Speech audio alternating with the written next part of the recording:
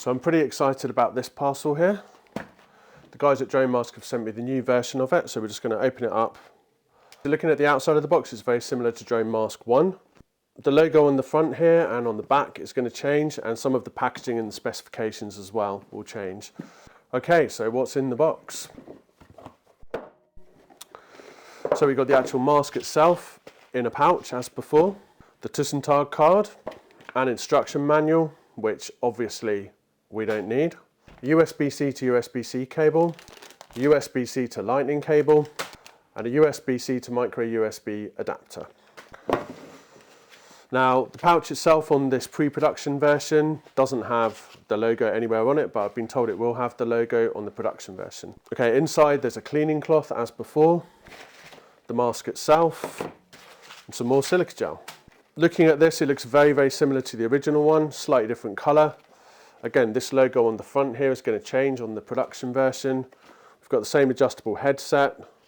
You can slide it in and out here.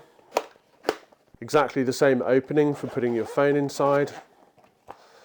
There's still this removable section here if you want to have access to the camera through the mask. The same clasp to hold the phone in place. On the first version of the DroneMask, one of the things that people complained about was that you couldn't access the phone without removing it from here and tapping away on the screen, taking it off your head. On this new design, so there's a little section here that's cut out on the bottom with a flap of cloth that allows you to put your fingers through here and adjust the screen and make those changes without having to take it off your head, which I think is pretty cool. So all that's left to do now is wait for the drone to charge and go out and give it a try. So I couldn't fly yesterday because it was way too windy, but today the conditions are quite good.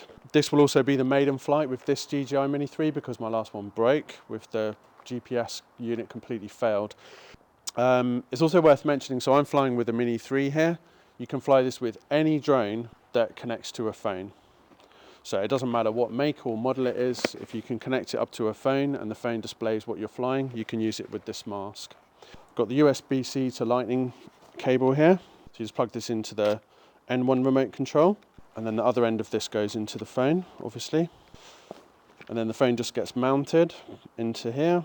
Okay, so inside it's got these little rubber pieces which you can take on or off depending if you've got a rubber case on the phone already. I haven't, so I'm just going to leave those on so it grips properly. Okay, that's good. I'm just going to fire up the remote, wait for this to start, fire up the drone. And one of the things that people ask is whether you can wear this with glasses. So I've got some sunglasses, which obviously I won't keep on. But let's just see whether it fits over them. Yeah, it does. That's no problem at all. I've got my son Luke. He's also going to spot to make sure I don't crash into anything. So for the takeoff, I'm just going to go without the mask on, just so I can see what's going on. Take off. Okay. The home point has been updated. Please check it on the map. Okay, so here we go.